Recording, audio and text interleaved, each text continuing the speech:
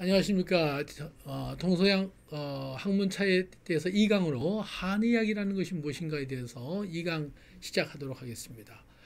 한의학, 한의원 주에서 많이들 보셨지만은 먼저 그 의학이라고 하는 것이 우리가 질병을 고치게 하는데 그 질병이라고 하는 것이 뭘까에 대해서 한번 생각을 해볼 수 있거든요. 그 질병, 그 기준은 뭐 여러 의학적 기준이 있지만은 저는 제 나름대로 질병이라고 하는 것은 느껴지는 것이다 라고 저는 생각합니다. 느껴지는 건 우리가 건강할 때는 심장이 뛴다 또는 눈이 깜빡거린다라든가 어지럽다 장이 움직인다라든가 이런 것을 못 느낍니다. 그래서 건강하다는 것은 느끼지 않고 평온한 상태, 이것을 건강하다라고 정의를 보면은 이 불편한 것을 질병의 시작이라고 볼 수가 있거든요. 내가 그것을 느끼는 것. 우리가 살아가면서 걸어다니면서 내가 귀가 달렸다는 걸 못 느끼잖아, 그죠? 대부분이 귀 달렸다는 걸 느끼면은 귀 이상이 있는 거예요.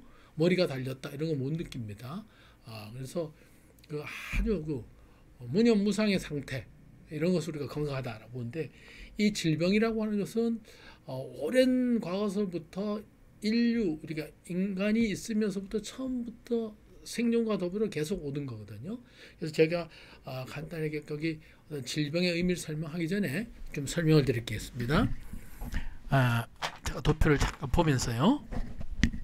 도표보다 우리가 질병이라고 할 때 그 한자가 이것이 이제 전역역이라 병역이라서 역이라는 부수인데요. 모든 질병을 한문에서는 뜻할 때 이 안에 글씨가 들어가는 것은 다 질병을 뜻하게 됩니다. 질병을.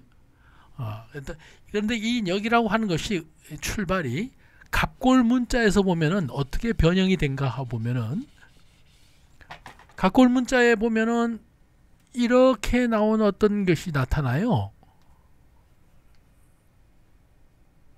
이렇게 사람이 누워 있고 여기에 이렇게 갑골 문자에 보면 이런 형태의 글씨가 나타나게 되는데, 이 글씨가 변해서 역이 됩니다. 그런데 이 형상이 뭐냐 하니까, 이런 형상이 뭐냐고 하니까 침상에 사람이 누워서 여기에서 땀을 흘리는 모습이라고 합니다. 땀을 흘리는 모습. 그러니까 질병이라고 하는 것은, 그래서 이 질자인데 이게 병역인데 이것이 이렇게 변했고 여기에 화살시변이 들어가면 우리가 병질자라고 하죠. 병질, 이게 질병할 때. 그래서 이것이 두 가지 의미를 갖게 되는데, 이 질병이라고 할 때 이 질은 말씀드렸듯이 환자가 병상에 누워서 땀을 흘리는 어떤 내적인 병, 내적인 것을 말하기도 하고, 또 하나는 뭐냐 하니까 이 질자에다가 고대 글씨를 보게 되면요, 여기에 있는 이 글씨가 화살을 뜻합니다. 화살. 이 글씨가 잘안돼. 화살시인데, 화살시. 그래서 사람이 화살을 맞아 가지고 나타나는 병. 그러니까 이것은 외적인 병을 나타내는 얘기죠. 그래서 이것을 외적 표현도 있다. 그래서 이런 질병은 내적인 병과 외적인 병이 있다는 것이 예전부터 이 글씨를 보더라도 만들어진 거예요. 그래서 처음에는 이게 질이라고 하다가 이것이 춘추 전국 시대를 지나면서부터 병이라고 하는 이 글씨가, 다시요, 병이라고 하는 글씨가 이것은 나중에 생긴 글씨예요. 그래서 우리가 질병이라고 지금은 통상적으로 disease, 질병이라고 이렇게 표현을 하게 되는 겁니다. 질병. 그래서 그러면 이 질병을 고치는 사람을 우리가 의사, 의업, 또 의학도 할 때 의라고 표시가 하게 되는데요. 자, 이 의라고 하는 글씨도 뜯어보면은 화살시변에 이 글씨가 보면은 화살시변에 힘쓸 역, 이것은 뭐냐 하니까 이 글씨는 침을 뜻합니다. 이 부위가 화살이라고 하는 게 침처럼 생겼죠. 이것이 침을 뜻해요. 예전엔 침을 침통에 넣었거든요. 다음에 옆에 있는 글씨 이 손수로 이렇게 잡아서 쓰는 숫자, 이것은 뭐냐 하니까 침을 가지고 환자를 치료했다 이런 뜻에서 쓰이게 되고, 의자의 원래 글씨는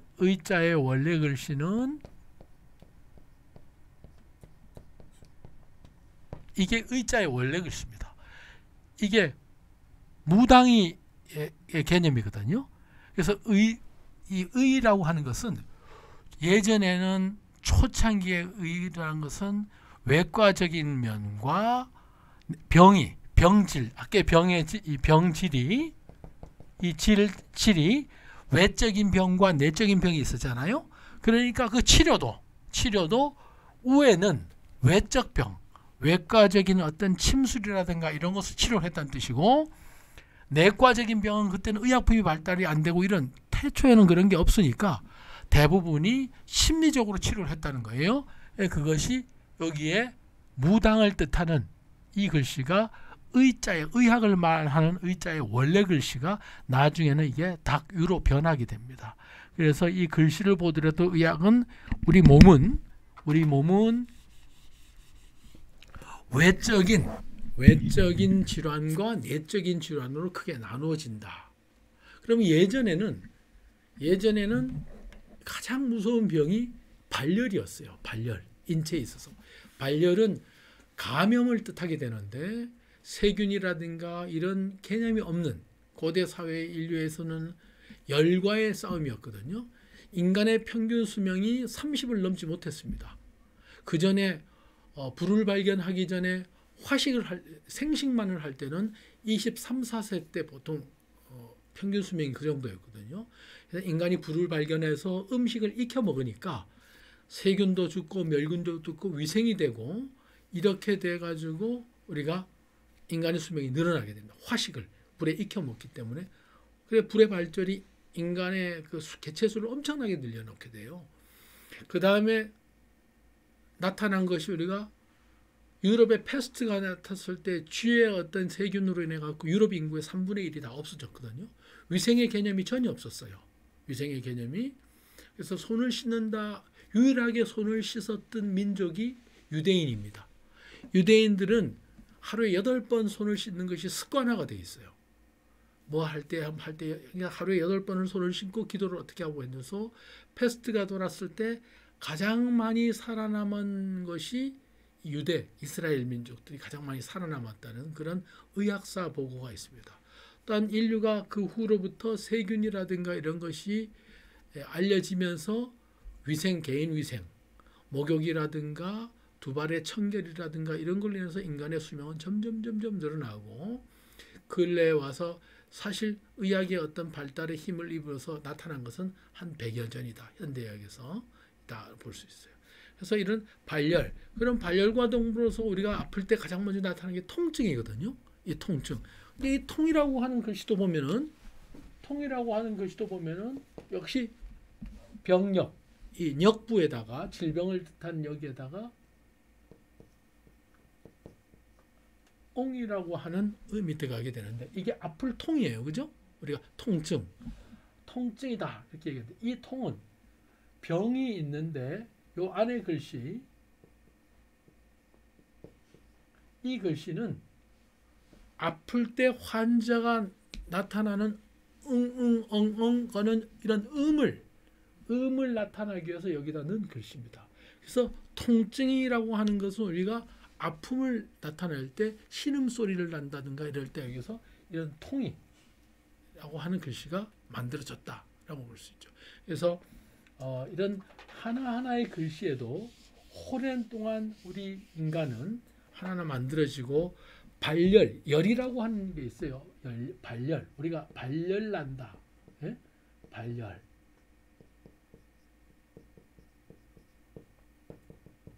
이 발이라고 하는 글씨는, 위에 있는 이 글씨는 양손을 가지고 이렇게 펼쳐진 모습입니다. 발열. 그리고 안에 있는 것은 발열할 때 이 안에 원 글씨는 이렇게 되죠. 이렇게 이 글씨는 뭐냐니까 시를 손으로 당기는 거예요. 그래서 활이 시위에서 이렇게 떠나는 것을 우리가 출발의 의미를 두거든요. 출발의 의미를 두니까 이것을 가지고 우리가 떠나는다, 출발한다 하는 발이고, 뭐가 시작한다 할 때 우리가 이렇게 하는 거. 이 열이라고 하는 것은, 열이라고 하는 글씨도 보면은 의미가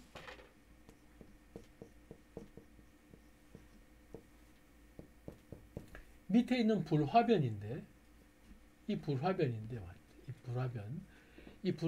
이 발견할 때 이 열도 보면은 불화변인데 안에 있는 글씨가 잡는다는 뜻이에요. 그러니까 이 열이라고 하는 것은 뭐냐니까 불을 맨손으로 잡았을 때 뜨거움을 느끼는 이런 뜻이거든요. 그러니까 불을 그 열의 정도가 불에 가까이 가냐 멀리 가냐에 따라서 확 차이가 나겠지, 그죠? 그래서 이 발열이라고 통증과 발열은 인간이 의학을 발달시키는 근본적 증상이 되었다라고 보게 됩니다. 이 발열과 그다음에 그래서 여기와 건강과 관련된 또 하나의 것이 우리가 신체 발부 수지부모라고 하는데 신체라는 말을 쓴단 말이에요. 신체. 근데 몸신 몸체라고 우리가 알고 있어요. 그죠? 몸신 몸체. 신체.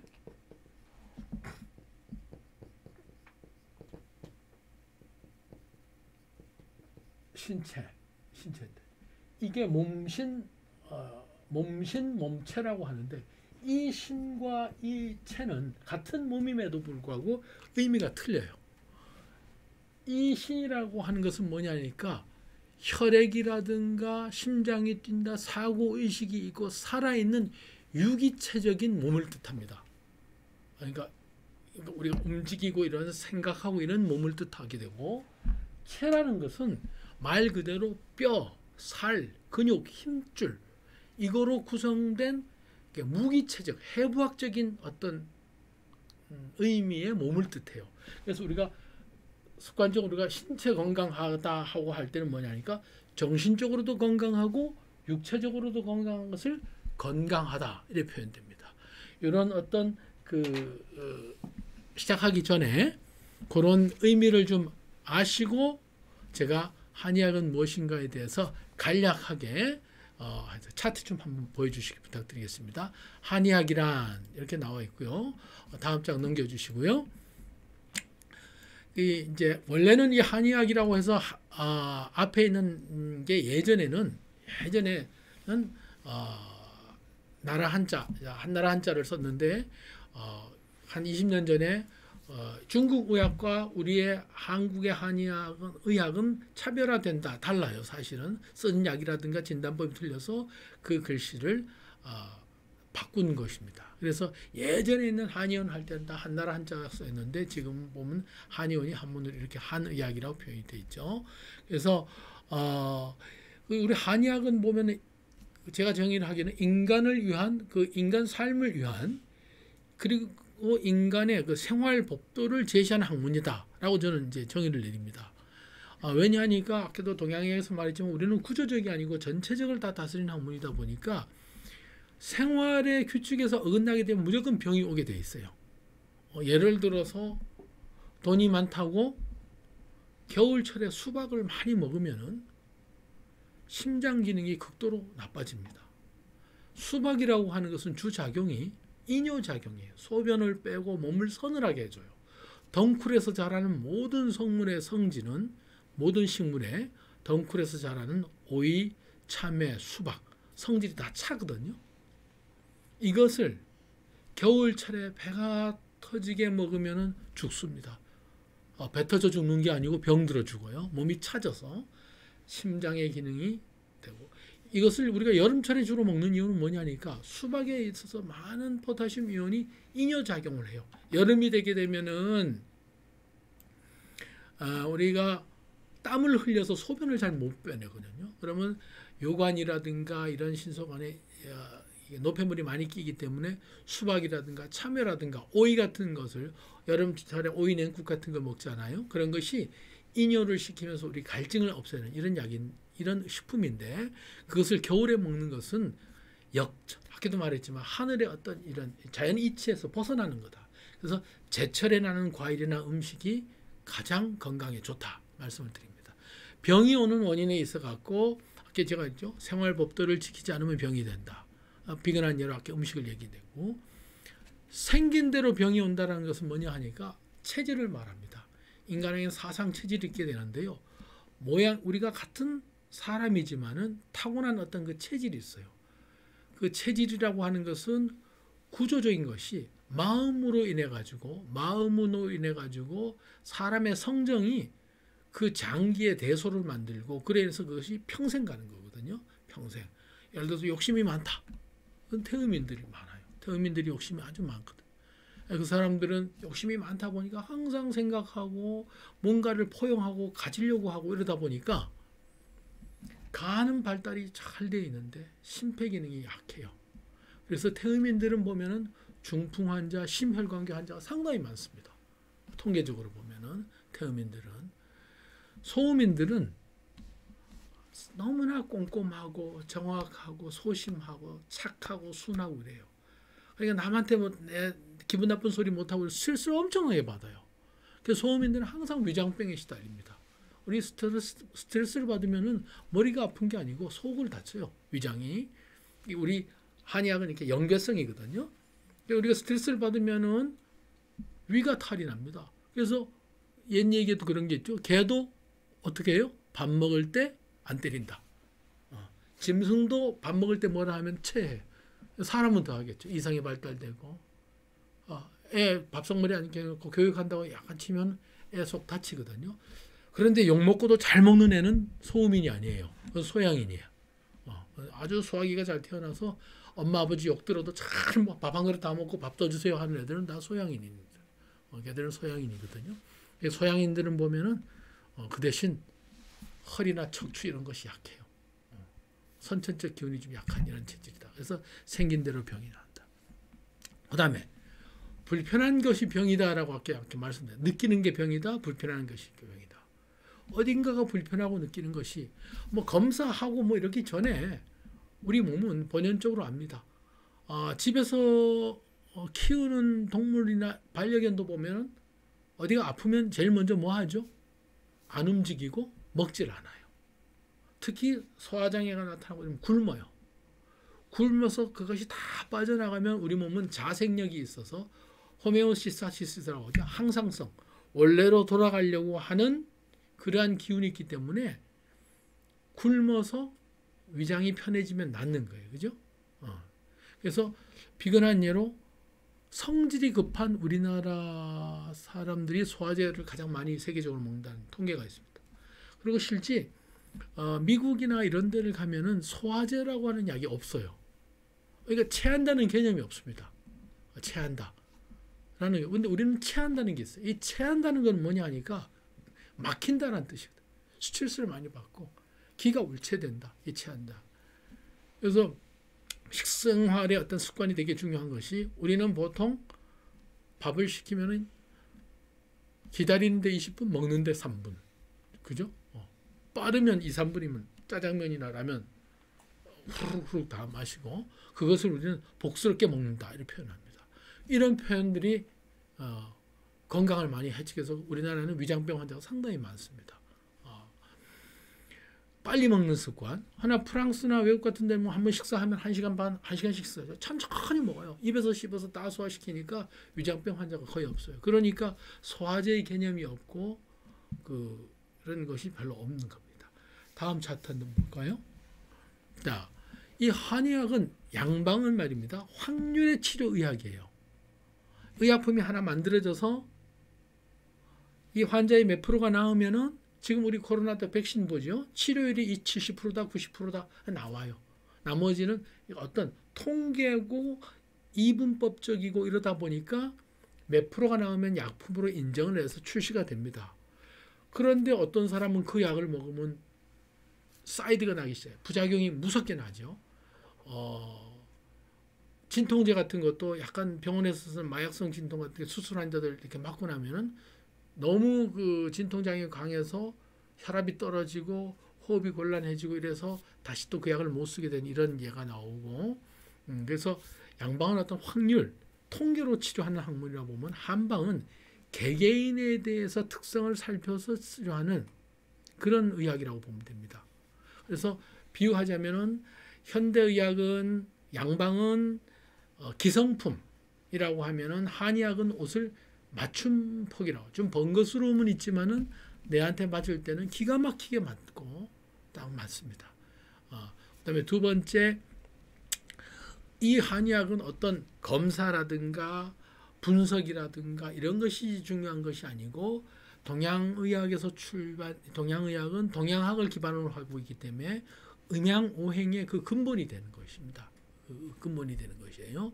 그래서 음양오행을 가지고 진단을 하고 거기에 따라서 맞게끔 처방을 하고, 그래서 한약은 약을 먹는 법이 상당히 까다로워요. 어떤 약은 차게 먹어야 되고, 어떤 약은 따뜻하게 먹어야 되고, 식전에 먹어야 되고, 자기 전에 먹어야 되고, 이렇게 세세한 복약법, 물론 현대의학의 약에 따라서 그런 것도 있지만은 그보다 더 까다로운 것 같아요. 다음 차트 한번 볼까요? 근데 그러면 그 음양이라고 하는 것은 뭐냐? 우리 음양이라고 하는 것은, 한의학은 이 병명의 위주가 아닙니다. 그러니까 양방은 뭐 A형 간염, B형 간염, C형 간염, 그다음에 무슨 균에 따라서 여러 병명이 있잖아, 그죠? 무슨 증은 있지만, 한의학은 병명이 아닌 병증이라고 해요. 이 증이라고 하는 것이 뭐냐 하니까, 증상을 뜻하는 게 아니고 내 몸에서 발현하는 어떤 현상을 가지고 하나의 증으로 표현한다는 거죠. 그 증이라고 하는 것은 그 증에 맞춰서 처방을 한다. 이것이 절대적인 게 아니에요. 그러니까 같은 인삼이라 하더라도 누구한테 쓰면 혈압은 올리는데, 어떤 경우에는 감기약에도 인삼이 들어가요. 감기 환자가 너무 허약해서 발열이 날 때는 인삼을 넣어서 기운을 올려야지만 그 열을 내릴 수가 있어요. 그것을 우리가 한의학에서는 부정거사, 정기의 기운을 돋고 와서 사기를 몰아낸다라고 하는 어떤 치법의 하나인데, 그러니까 절대적인 어떤 것은 없어요. 항상 개인 맞춤에 따라서 상대성이 있다라는 거죠. 그러고 보면 그때도 처음에도 말씀드렸지만, 남녀도 뭐 절대적인 것은 아니다 이렇게 표현이 되는 건데, 남자 같은 여자도 있지만 여성 같은 것도 있고, 그래서 보면 우리나라 역사에서 봐도 고려 시대와 이 음양은 이렇게 변하는 건데, 고려 시대와 조선 시대의 여인들도 봐도 완전히 달라집니다. 고려 시대 때 초기의 여성들은 말도 타고 전투에도 나가고 뭐 이랬거든요. 그러나 조선 중기 후반에 와서 여성들은 어떻게 돼야 되냐 하니까, 섬섬옥수 수절해야 되고, 참아야 되고, 뭐 칠거지약이니 이런 어떤 것이 뭐냐니까, 음양이라고 하는 것은 낮이 밤이 되고 밤이 낮이 되고 이렇게 변하듯이 항상 변하는 겁니다. 음양이라고 하는 게 정적인 것이 아니고 움직이는 것이다. 세상에 변하지 않는 것은 없거든요. 모든 것이 우리 그런 얘기 있죠. 달도 차면 기울어진다.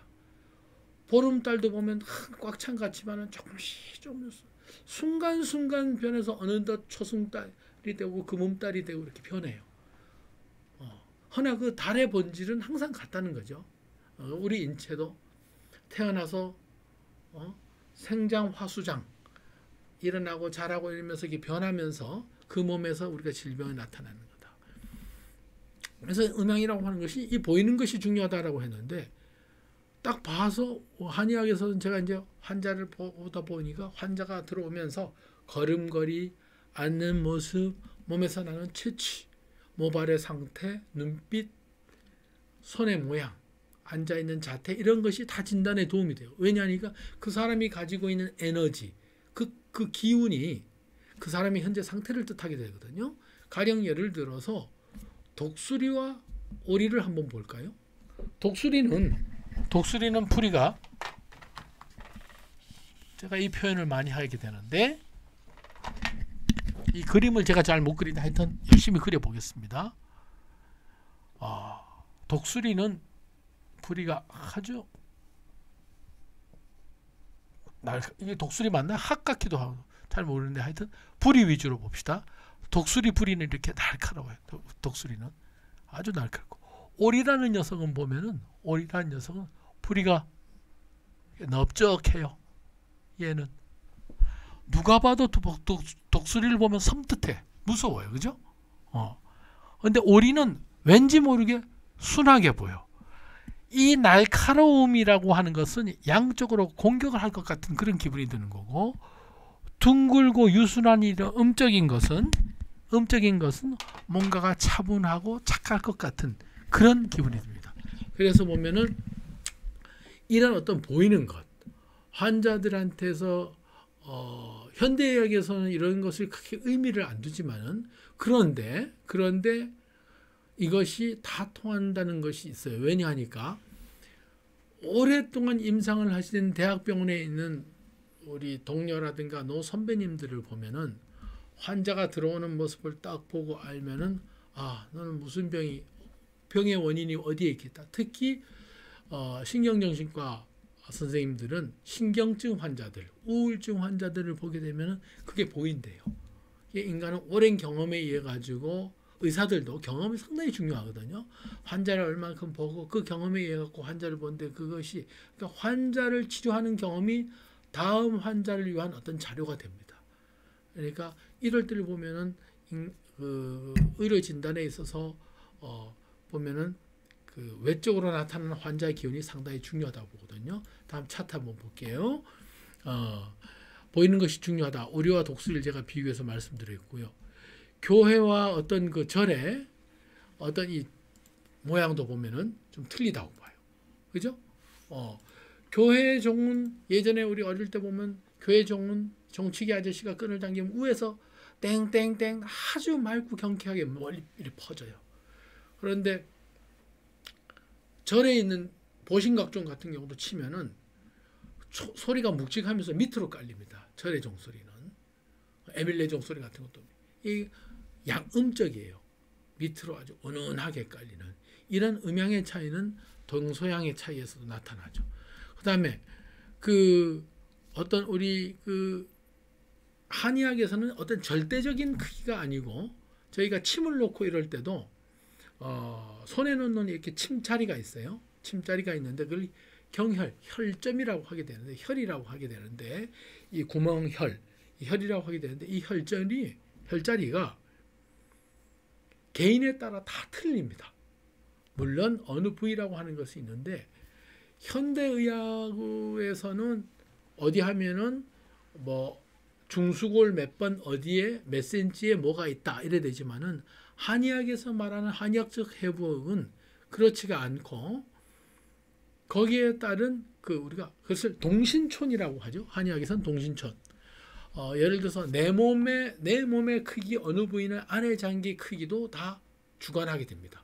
동신촌이라고 하는 것은 예를 들어서 나의 발의 크기는 여러분들이 누구한테 신발 선물을 할 때 신발 크기를 데이트할 때 여자분한테 발 크기가 얼마예요? 물어보면 실례잖아, 그죠? 발 크기가 발이 좀 작은 여성들은 자신 있게 대답합니다. 235예요. 그런데 발이 250이 넘는 여자들은 발이 큰 게 창피한 건가요? 그런 건 아닌데 하여튼 발 크면 여자분들이 좀 부끄러워하는 것 같아요. 저 275 신어요. 엄청 큰 발입니다. 여성이면은. 근데 발 크기를 잘 모르겠으면은 팔을 가지고 보면 알 수가 있어요. 저를 잠깐 한번 볼까요? 우리가 동신촌이라 하는데 제 팔을 보면은 팔을 이렇게 구부렸을 때 여기에 팔 주름이 생기는데요. 여기 팔 주름이 생겨요. 여기 주름에서 손목에서 나오는 이 주름 크기가 나의 발의 크기입니다. 나의 발의 크기예요. 그리고 이 손가락 세 개를 합쳤을 때 이 거리가 이 길이가 1촌이라고 하는 길인데 이 1촌이라고 하는 길이는 내 몸에 있어서 어떤 길이를 재는데 절대적인 기준이 된다는 거죠. 1촌이 이 1촌이 모여서 10개 모여 1척장 우리가 8척 장신을 하게 되는데 이걸 1촌이라고 해요. 1촌이라고 하고 여기서 여기까지 크기가 나의 발의 크기고 그 다음에 발의 용적 발 안에 쉽게 말해서 신발에 내가 신는 신발에 물을 넣었을 때 그 신발에 차는 용량이 내 위에 있는 용량하고 같다고 봐요. 그것이 우리가 동신촌. 그래서 이것이 침구하게 응용돼 갖고 그 사람이 혈자리 위치를 잡을 때 이 동신천연을 잡거든요. 그래서 음양이라고 하는 것은 절대적이지 않고 변하는 거다. 이것이 한의학에도 있기 때문에 경혈의 자율이라든가 참 신기하죠. 약재도 마찬가지예요. 전라도 쪽에서 보면은 산수유란 약재, 구기자란 약재가 많이 나요. 전라도에 전남구례라든가 진도 이런 데서 보면은 구기자, 산수유란 약재가 많이 나는데 이 약재는 뭐 체질론 우리 사상의학에서 보면 둘 다 소양인 약입니다. 그런데 통계적으로 호남 사람들이 소양인들이 상당히 많아요. 이 소양인들은 기질이 아주 직선적이고 공격적이고 뒤끝이 없어요. 그래서 선동도 하고 뭐 이렇게 데모도 잘하고 이런 것을 우리가 소양인이라고 하는데 사상의학을 전공하시는 분들이 대표적으로 김대중 전 대통령이 소양인의 대표적이고 김영삼 대통령은 태음인의 어떤 대표적인 로 이렇게 분류를 합니다. 우스갯소리로. 그래서 그 지역에서 많이 나는 어떤 약초가 있으면은 그 지역엔 그 쓰임이 많다고 보는 거예요. 이것이 음양의 어떤 원리다. 그러니까 올해 예를 들어서 올해 어떤 원인에 의해서 갖고 어떤 약초가 많이 풍년이 졌다. 그러면 내년에는 그 병이 많이 거기에 해당되는 병이 많이 돈다고 우리는 예측을 할 수 있었다는 거죠. 예전부터 한의학인 어떻게 해서 홍수가 나고서 어떤 작물이 다 피해를 봐서 그 약초가 귀해졌다. 그 약물이 쓰일 질병은 그 다음에 나타나지 잘 발생 안 한다. 이것이 자연의 어떤 법칙이라고 보는 거예요. 그래서 한의학은 자연의 법칙에 따라서 우리 인체 소우주를 치료하는 학문이다. 이렇게 표현할 수 있거든요. 다음 차트 한번 보실게요. 다음 동신촌 얘기했으니까 다음 차트 한번 음양 그 다음 차트 한번 넘기겠습니다. 그래서 남자는 양에 속하기 때문에 그 기운이 확 흩어지기가 쉬워요. 그래서 남자는 막 발산을 막 합니다. 소리 지르고 싸우고 술 먹고 소리 지르고 물론 간혹 여성 중에도 그렇게 있지만 대표적으로 보면 남자는 양에 속하기 때문에 그 기가 자꾸만 흩어져요. 여자는 음에 속하기 때문에 기가 많이 이렇게 울체되고 축적됩니다. 그러니까 남자는 기병이 별로 없어요. 그 대신에 여자는 기병이 항상 많아요. 그래서 위장병은 여자분들이 위장병 환자가 상당히 많습니다. 시집살이 뭐 여러 가지로 스트레스를 받고 음적인 데다가 더 스트레스를 받으면 더 눌리거든요. 그러다 보니까 신경증 환자라든가 불안증 환자, 위장병 환자가 상당히 많아요. 실제 병원에 오시는 환자분들도 봐도 보면은 불안신경증이라든가 만성소화증이라든가 위무력, 어지러움증, 가슴띵 이런 것은 남자분보다 여자분들이 훨씬 많아요. 갑상선 질환, 기능 항진증 거의 여자분들이거든요. 이게 다 보면 스트레스라든가 기로 인해서 온다고 본단 말이에요.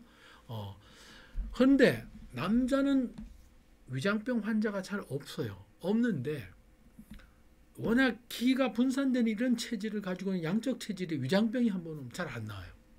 그래서 환자가 보면은 남성 위장병 환자는 잘 치료가 여성보다 치료가 잘 안 됩니다.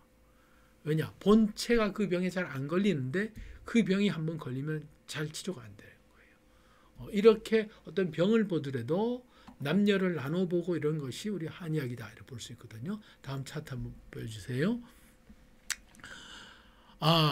그 여성분들의 가슴이 발달되고 이렇게 크면은 위병이 많아요. 위장병이 많고, 그 다음에 가슴이 적고 유두, 젖꼭지가 크다 이러면은 울체된 병이 많아서 간의 어떤 질환이 많이 잘 오게 됩니다. 그러니까 한의학이 검사라든가 이런 걸 보는 것이 아니고 전체적인 총괄적으로 보다 보니까 이런 식의 어떤 진단법이 많이 발달되게 됐어요. 대체로 남자의 병은 대부분이 박노라고 하는 것은 성생활을 맡아야 되거든요. 그래서 남자를 볼 때는 성생활을 살펴야 되고 여자의 병은 먼저 반드시 생리라든가 출산 여부를 따져야 됩니다. 그래서 부인과의 요약이라고 하는 우리가 섭천사라고 하는 중국 의사는 여성의 병은 그 병의 구할이 생리로 인해서 온다.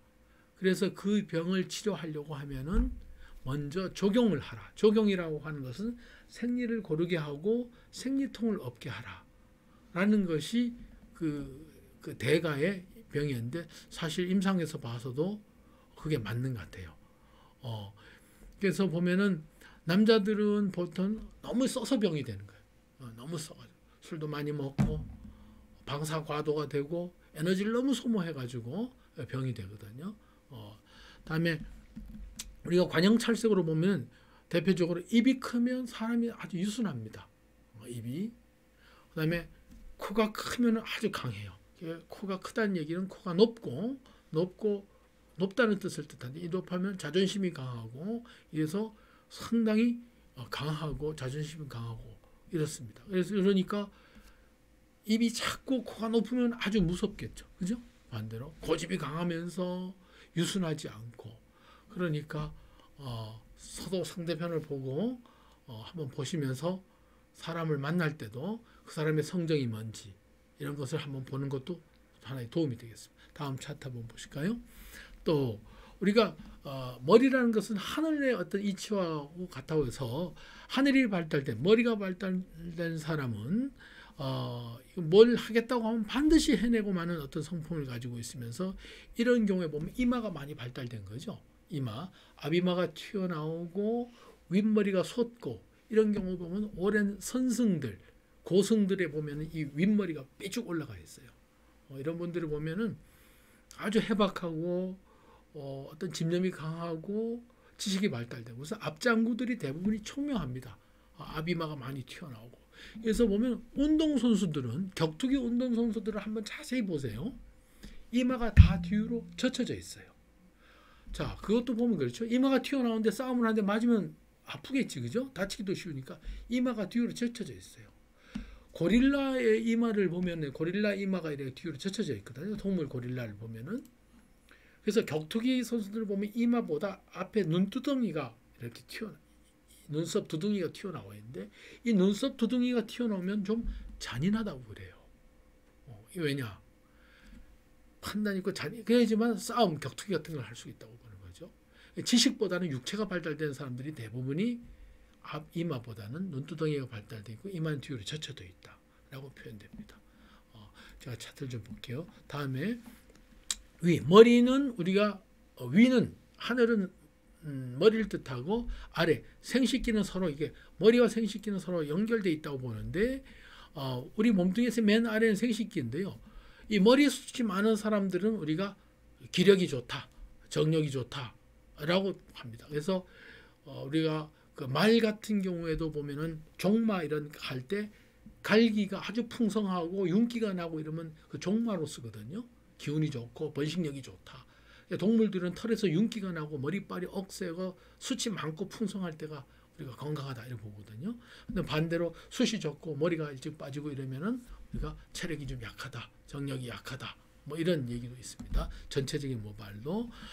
그다음에 큰 것이 병이다라는 그런 음양 이론이 있어요. 그게 뭐냐 하니까 간이 크다고 하는 것은 어떤 기능이 발달됐다는 건데 간이 발달됐다는 사람들은 내가 술을 한 잔 먹어도 술을 한 잔 먹으면은 난 금방 취해 이런 사람들은 나를 경계하고 평소에 술을 조금씩 먹어요. 절제를 합니다. 잘 못 먹어요. 취하면 자꾸만 취하고 이러니까 실수를 하고 이러니까. 근데 술을 뭐 소주를 2병 먹고 3병 먹어도 기분 좋고 잘 취한 사람은 나는 간이 발달됐으니까 술을 먹어. 계속 술을 먹습니다. 이게 보면은 오히려 발달된 것이 결국은 나를 이렇게 해치는 이런 결과가 돼요. 그것이 병이 됩니다. 왜? 많이 쓰게 되니까 거기가 혹사당해서 그게 큰 병이 돼요. 그래서 간병을 앓는 사람 중에 보면은 알코올성 간염이라든가 간에 있는 사람들 술을 못 먹던 사람들이 거의 없어요. 대부분 젊어서 술 엄청 경포 바닷가 앉아갖고 해안 살아놓고 저녁 때 보면 동틀 때 새벽 해 뜰 때까지 먹었다 하는 분들 보면 대부분이 간이 발달된 분들이에요. 간이 잘 발달된 분. 이런 분들이 보면 나중에 꼭 간의 병이 생깁니다. 너무 거기를 써먹어서. 그래서 내가 지금 이것은 우리 신체적으로 봐도 내가 지금 너무 건강하다고 자만하지 말아야 되고 또한 약하다고 너무 위축될 필요도 없어요. 음양이라고 하는 것은 항상 변합니다. 변하기. 다음 차트 한번 볼까요? 이것은 이제 제가 이제 뭐 강의하고 이럴 때 좀 그러니까 어떤 꼭 이런 건 아니지만 이런 경향이 있다라는 뜻으로 제가 말씀을 드리는데, 이게 눈이 적으면은 조금밖에 못 본다. 이거 사실 그런 건 아니에요. 눈이 작다고 조금밖에 못 보고 눈 크다고 다 보이는 건 아니지만은, 우리 한의학에서는 형상학적으로 눈이 작으면은 조금밖에 못 본다고 생각을 했어요. 동양의학에서는. 그래서 처세, 외교, 사교에 능하지 못하기 때문에 몸을 들쓴다고 보는 거예요. 눈이 작으니까. 처세술이라든가 사교라든가 이걸 눈 작은 사람은 잘 못한대요. 그래서 몸을 들쓰게 되니까 어떻게 돼요? 에너지를 들쓰죠. 그러니까 이 사람들은 대부분 장수예요. 장수하는 사람들이 보면 눈이 다 삼각형이고 작고 이렇게 차분한 사람들입니다. 그런데 눈이 부리부리하고 이런 분들은 보면은 인기도 있고 뭐 이래서 하니까 국회의원 나가고 뭐도 하고 정치도 하고, 그러니까 몸을 많이 써요. 에너지를 많이 쓰고 스트레스를 많이 받아요. 장수를 못하는 거예요. 그런 분들이 대부분이 단명한다. 다 그런 건 아니지만 그런 경향이 있다. 눈이 크면 많이 보인다. 이 많이 본다는 것은 뭐냐니까 외교, 처세, 사교 이런 걸 많이 하게 되니까 우리가 수명이 잘 버틴다는 얘기예요. 그러니까 쌍꺼풀 수술을 많이 하면은 우스갯소리지만은 쌍꺼풀 수술을 할 필요가 없다고 봐야 되겠지, 그죠? 많이 보이게 되면은 사실 쌍꺼풀 수술하게 되면 이뻐져요. 이뻐지면은 사람들의 것도 많이 보고 많이 활동도 하고, 활동하다 보면 우리가 스트레스 많이 받지, 그죠? 스트레스 많이 받게 되면 병도 많이 생기고 되면 좀 일리도 있는 얘기도 같아요. 다음에 코 큰 사람은 오장이 느리고, 코가 크게 되면은, 이 코가 크면은 오장이 크다고 봐요. 장기가 다. 이 장기가 크면은 느려요. 그래서 옛말에 코 큰 거지는 있어도 코 작은 거지는 없다라고 했거든. 이 게으르다는 얘기거든. 코가 크면은. 그러니까 느릿느릿하고 걱정이 없고 이러니까 오래 산대요. 그게. 다음에 코 작은 사람은 오장이 작아요. 부지런해. 이 걱정이 많아. 이 사람이 부지런하면 걱정이 많거든요. 걱정이 많으니까 이 코 작고 이런 사람은 걱정이 많아서 일이 많다 보니까 스트레스 많이 받고 이래서 단명할 수 있다. 자, 코가 짧으면 대장이 짧다. 코가 길면 이 코는 대장하고 한의학에서는 관계가 돼 있거든요. 왜냐하니까 이 코는 사실 폐하고 관련이 돼 있는데, 폐는 한의학에서 대장하고 형제 관계예요. 폐, 대장. 그래서 대장이 짧으면은 금방 대변이 마려워. 그래서 배변을 금방 해요. 그래서 대장병이 별로 안 해요. 그런데 코가 긴 사람들은 말이에요, 대변이 길어. 대변을 잘 참아요. 그러니까 대변의 숙변이 오래 참으니 어떻게 대장병이 많아요. 실제 대장암 환자는 외국인들이 상당히 많습니다. 그래서 좋은 게 항상 좋은 게 아니고 나쁜 게 항상 나쁜 게 아니에요. 세상사는 겉으로 수려하고 잘생기고 코가 온다하고 해서 겉으로 좋아 보이면은 조물주는 또 속으로 그만큼 불편함을 줘요. 그래서 인간은 누구나가 다 평등합니다. 평등해요. 건강면이든 뭐든 다. 돈 많으면 좋을 것 같죠? 예를 들어서 볼까요? 돈이 10억이 있던 사람이 9억의 주식을 해서 날렸어요. 1억이 남았어요. 돈이 없던 사람이 복권이 돼서 1억이 됐어요. 1억이 있어요. 둘이 통장에는 똑같이 1억이 있는데 한 사람은 우울하고 한 사람은 기뻐요. 왜냐? 현상으로 하나는 잃은 사람이고 하나는 생긴 사람이거든요. 같은 1억을 보면은 똑같이 같아야 되는데 상황에 따라서 틀리다는 거죠. 우리 몸도 그 상황에 따라서 틀리다는 거예요. 멀리서 보면 어떤 사람이 이제 눈물을 흘리는데 그 눈물 흘리는 현상만을 보면은 슬프다고 보지만 사실 그 사람이 속사정을 보면은 좋은 일이 있어가지고 우리가 기뻐도 눈물이 나거든요. 이 눈물이라고 하는 것은 하나의 나타나는 표현인데, 그러니까 의학적으로 봐도 체온이 혈압이 높다고 해서 한 번 재서 혈압이 높다 해서 그것을 고혈압으로 단정하는 건 위험하다는 거죠. 고혈압이 오는 원인을 찾고 그 고혈압이 일시적이라고 하면은 약이 필요 없고 운동이라든가 체중 감량이라든가 이런 거로 쓰면서 병을 치료할 수가 있는데, 그렇지 않은 경우는 약을 써야겠지만은 혈압계로 재갖고 혈압이 높다, 약 먹어야 된다, 이런 것은 너무 섣부른 판단이다. 병을 볼 때도 그 병의 깊은 원인을 한 번쯤은 살펴봐야 된다는 것이 제 생각입니다. 다음 차트 좀 볼까요? 자, 귀가 크면 말입니다. 이게 동작이 느리다고 그래요. 그래서 장수한다고 합니다. 그래서 보면 노인들 보면 장수하는 노인들 보면 이 귓불이 쭉 늘어진 부처님 귀 같은 경우가 상당히 많거든요. 부처님 그 옛날 4,000년 전에 그 정도 나이에 돌아가셨으면 엄청 장수인 거예요. 그래서 또 귀 작은 사람은 좀 단명한다. 귀가 작으면은 형도 작고 자주 움직이고 자꾸만 써먹고 왔다 갔다 하다 보면 에너지가 된대. 이 귀라는 것은 한의학에서 보면 신장을 뜻합니다. 신장 양쪽 귀가. 그래서 이 귀는 부들부들 해야지 건강합니다. 내가 내 귀를 이렇게 만졌을 때 귀가 부들부들 해야 돼요.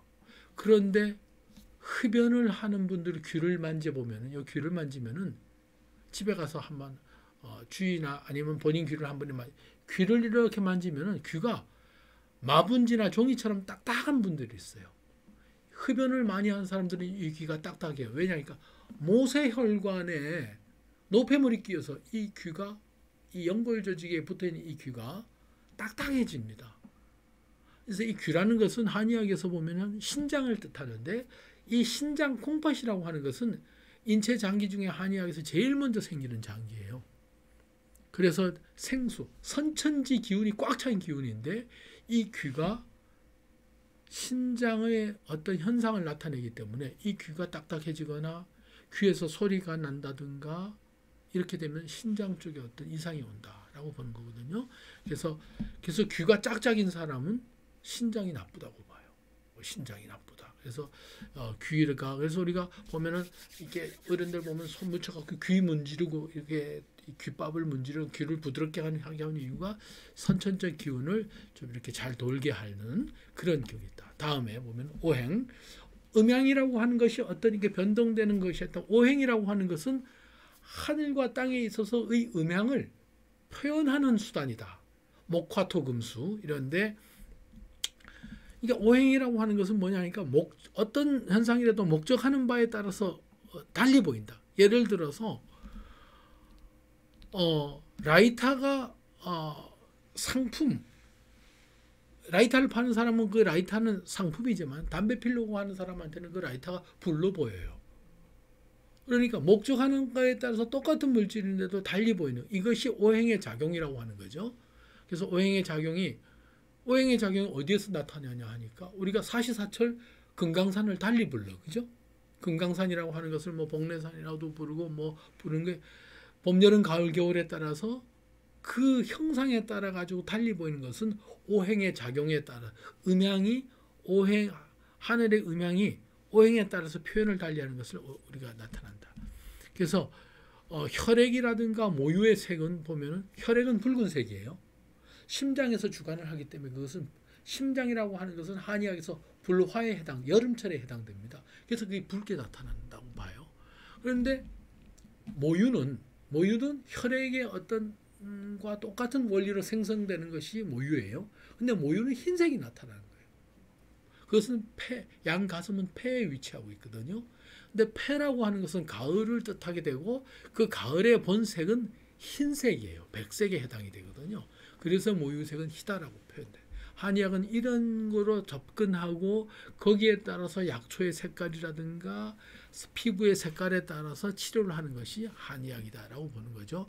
그래서 현대인들이 보면 어떻게 보면 이거 너무 무지하다, 뭐 이상하다 하지만은 그것이 아까도 말했지만 동양의학처럼 이렇게 보완하고 상충하고, 그래서 기운, 제철 음식이 중요하다. 아까 처음에 말씀드렸죠. 수박이라든가 이런 것은 여름에 들어야 돼요. 우리가 팥죽 같은 건 동지 팥죽이라 하잖아요. 이 팥이라고 하는 것은 따뜻한 성질을 가지고 있어요. 그래서 겨울철에 우리의 냉기를 쫓아내고 해서 가장 춥다는 동지 때 팥죽을 한 그릇씩 먹어서 영양분을 보충하고 몸에 온기를 던다. 그래서 동지의 팥죽, 그러니까 여름철에 팥죽을 먹는 것도 그것도 또 모순이 되는 겁니다.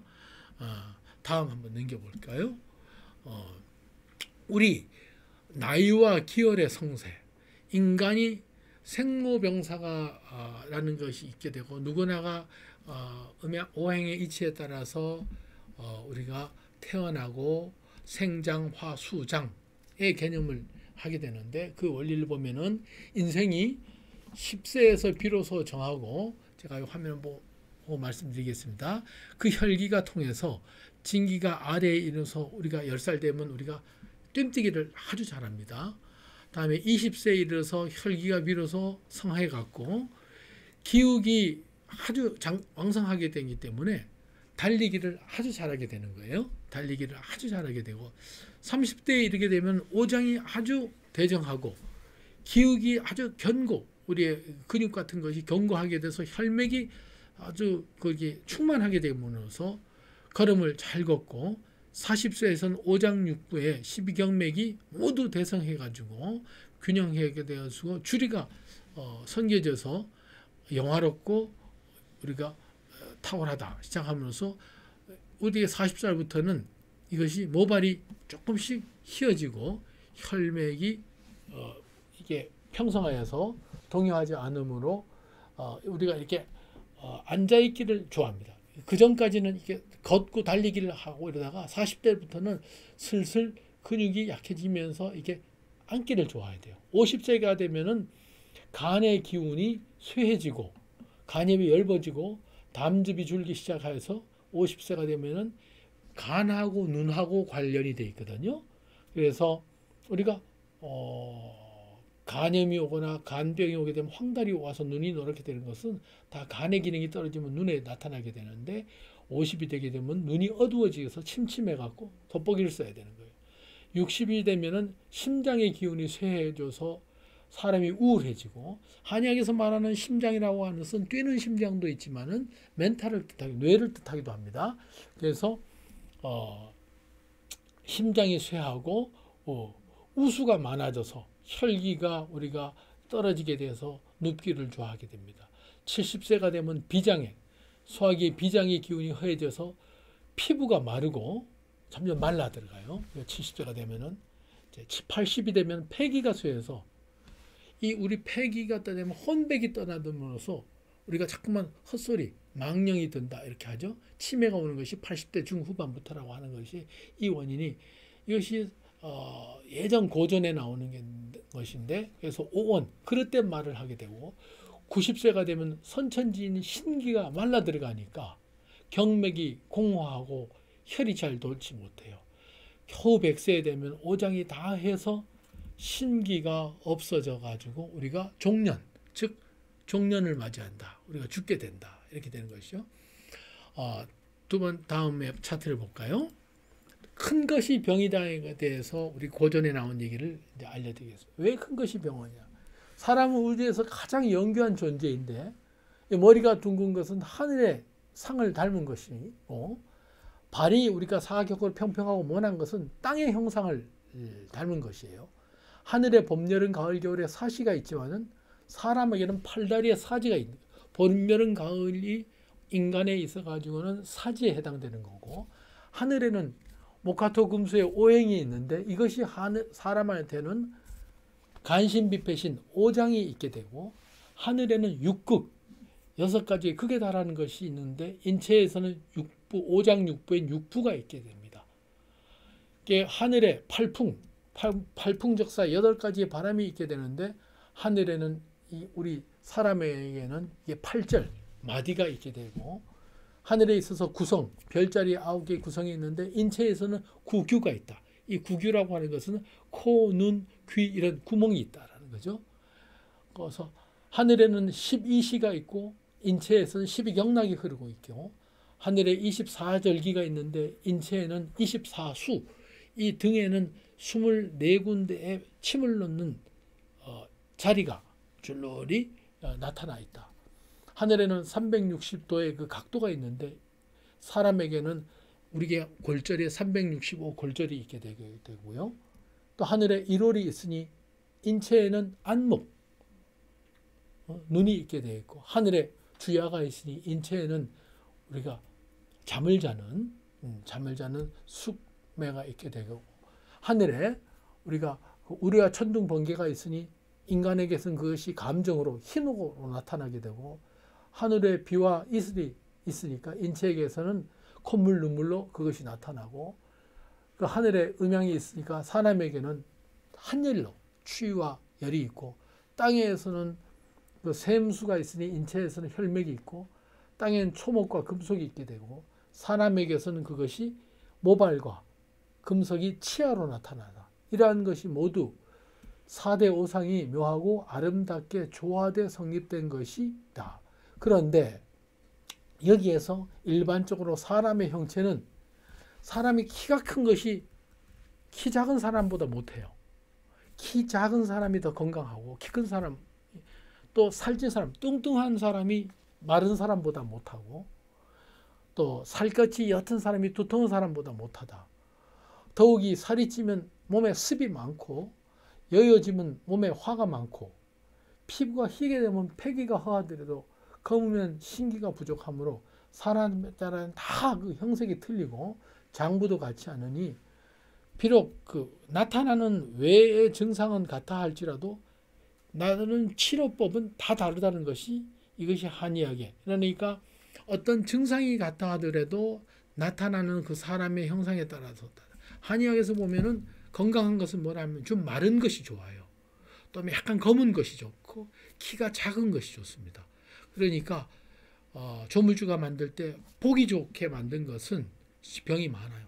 겉으로 봐서 피부가 희고 키가 크고 아주 그 섬섬옥수에 화멀건 이런 잘난 사람은 병이 많아요. 그러나 겉으로 가서 보잘것없고 마르고 비리비리하고 검고 이런 사람은 건강한 이런 체질이라고 볼 수가 있습니다. 다음 한번 넘겨보실까요? 연노무자, 나이가 들면 애가 없는 이유는 왜 그럴까라는 이유거든요. 그것을 우리가 나이가 들면 왜 없습니까? 이것이 뭐냐라고 황제가 이렇게 물으니까 기백이라고 하는 그 신하가 대답합니다.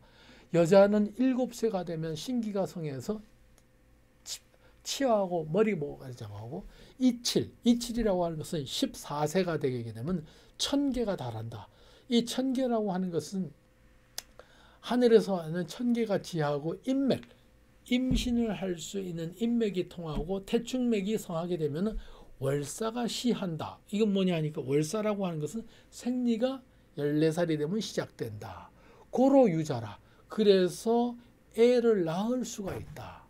37, 21세가 되면 신장의 기운이 평균을 맞고 진화라고 하는 것은 원어금니에서 망니까지 다 성장하고 그게 그러니까 여성은 21세가 되면 성장이 극에 달하고 극에 달한단 말이에요. 47에 28, 28세가 되게 되면은 근골이 딱딱해지고 모발이 제일 많이 길고 신체가 장성해. 21살에서 28세까지가 여성에 있어서는 가장 아이를 놓거나 건강에 있어서 극에 달하는 시점, 아주 건강한 시점이 된다. 이런 뜻이죠. 다음에 57, 35세가 되면은 이때부터 양명맥이 쇠한다. 양명맥이라고 하는 것은 한의학에서 그 맥이 얼굴로 올라와요. 그러니까 35세부터는 얼굴에 약간의 잔주름이 생기면서 면시초라. 얼굴에 초라고 하는 것은 뭐냐? 힘이도 약간 잡티도 끼고 뭐가 끼면서 조금씩 올라온다. 이렇게 되면서 그 다음에 발시락. 머리털이 조금씩 한두 올씩 빠지기 시작하기 시작해요. 35. 참 서글프죠? 35대인데 벌써 이렇게 되니까. 6, 7에 42. 42가 되게 되면 삼양맥 자체가 위로 올라와서 얼굴 전체가 다 그지그지해진다. 초해지고 그 다음에 머리가 발시백 허옇게 되기 시작한다. 예? 그래서 42세가 되면 흰머리 새치가 나기 시작한다. 그 다음에 임충맥, 충맥이 허해져서 이때부터는 생량이 조금씩 줄기 시작해요. 그러면서 지도, 땅의 어떤 도와 통하는 것이 약해져서 77에 49세가 되면은 인맥 자체, 임신을 할 수 있는 맥이 허해져요. 그 다음에 천계가, 하늘에서 내려왔던 천계가 가라게 되니까 그 형체가 이그러져서, 여기서 형체라는 게 몸 자체가 이그러지니 자궁 자체도 수축이 되고 이그러져서, 그래서 무자라, 애를 가질 수 없다. 그래서 우리가 만 49세 50이 되게 되면 우리가 갱년기 이렇게 되면 그 다음에 출산이 불가능하다. 이렇게 돼. 그럼 애를 갖는 여자만 가냐? 아니다. 남자 쪽에서도 한번 살펴보자. 장부 8세. 여자는 7의 숫자로 넘어갑니다. 남자는 8의 숫자가 되는데 장부팔세, 머스마이가 8살이 되면 신기가 실해갖고 마찬가지로 머리카락이 나고 치아가, 이 치아라는 것이 상당히 중요해요. 이팔 청춘인. 그래서 이팔 청춘 하는 것이 우리가 말하는 게 16을 말하거든요. 16살이 되면 신기가 성해. 남자아이가. 그래서 고환이 굵어지고 이제 남자 모습을 나타내기 시작하고 목소리가 나타나고 진기가 성해서 음향이 이렇게 화해야 되니까 이래서 얘가 애를 낳을 수가 있는 거예요. 정자 활동이 다 되고 38에 24, 24살 되면 어때요? 군대 갖고 오고 한참 일을 내 근골이 왕성해서 이거는 진짜 사나이로서 남성으로서 기능을 다 할 수 있다. 48에 32, 이게 극에 달하는 시점이돼. 근골이 융성하고 기억이 만장 꽉 차고 장성하게 된다. 58에 40, 40살이 되면 남자도 마찬가지로 신기가 쇠해서 치아와 약간 잇몸이 흔들리기 시작한다. 68에 48, 양기가 쇠한 것이 위로 올라가서 남자는 48세가 되면 얼굴이 휘긋휘긋하고 흰머리가 나기 시작한다. 다음 7, 8에 56세가 되면 감기가 쇠해갖고 금불능동, 이 동작이 좀 56세가 되면 걸어가는 게 약간 뻐득뻐득하고 정이 소하게 되고 신장이 쇠해갖고 형체가 다 쇠하게 된다. 88에 64, 이게 되면 머리가 다 빠지고 오장육부가 다 일어서 근골이 쇠해갖고 우리가 애를 64세가 되면 남자들이 애를 낳을 수, 이게 자연의 섭리다. 그러니까 한의학은 이런 섭리에 따라서 생장 먹고 생활하고 이래야 되는데 이것이 나이가 됐음에도 인정을 못하고 그것을 자꾸만 뛰어넘고 욕심을 과이불급이라 넘어서려고 하다 보면 그것이 내 몸을, 욕심이 나를, 마음이 내 몸을 다스린다. 그래서 한의학에서 보면 그런 게 있어요. 제가 화면 잠깐 보면서 말씀드릴게요. 화면은 이제 안 봐도 되고 제가 이제 매듭으로서 이제 말씀을 드리는데 한의학에서는 그 제병, 모든 병은 생어심, 제병, 생어심, 모든 병은 마음으로부터 출발한다. 욕치기질, 그 병을 고치고 싶다고 한다면 선치기병하라. 그 마음부터 치료를 하자라는 얘기거든요. 그래서 그것이 현대의학에서도 아주 맞는 얘기입니다. 우리 인체의 병은 사실 육체적인 병, 비거나 다치거나 이런 병은 사실 금방 나을 병이에요. 시간이 지나면 낫습니다. 뼈가 부러지죠? 부목을 하고 고정 안 하고 쓰고 있으면 붙어요. 40일 지나고 나면. 하나 마음의 병이라고 하는 것은 어디서 오냐? 욕심에서 출발을 하거든요. 욕심이라고 하는 것은 여러 물질적 욕심, 육체적인 욕심, 모든 욕심에서 출발을 합니다. 우리 모든 이제 새부터 모든 시민들은 욕심을 버리고 마음을 비움 자체가 동양 철학에서의 선행이거든요. 비우고 그 나이에 맞게, 그 계절에 맞게, 거기에 맞게 살면 욕심이 없어집니다. 나이가 60이 되고 되면 60답게 살아야지. 60인데 30대처럼 뛰어다니려 하고 30대처럼 생활하려 하고 30대처럼 먹으면 다 병이 되거든요. 그래서 모든 병은 제가 다시 한번 말씀드리지만 제병 생어심, 모든 병은 마음에서 출발하고 욕치기질, 그 병을 고치려면은 선치기시 마라. 그 마음부터 다스리는 것이 우리 병을 치료하는 데 있어서 근본인 것 같습니다. 그래서 우리 시민, 강좌를 들은 모든 시민께 어려운 이 코로나 시절이지만은 마음을 잘 다스리고, 어려웠습니다. 이 어려울수록 스트레스가 많이 오거든요. 스트레스를 줄이시고 마음을 잘 다스려서 건강한 한 해 코로나 잘 이겨내시길 부탁드리면서 강의를 여기서 맺도록 하겠습니다. 장시간 들어주셔서 감사합니다. 감사합니다.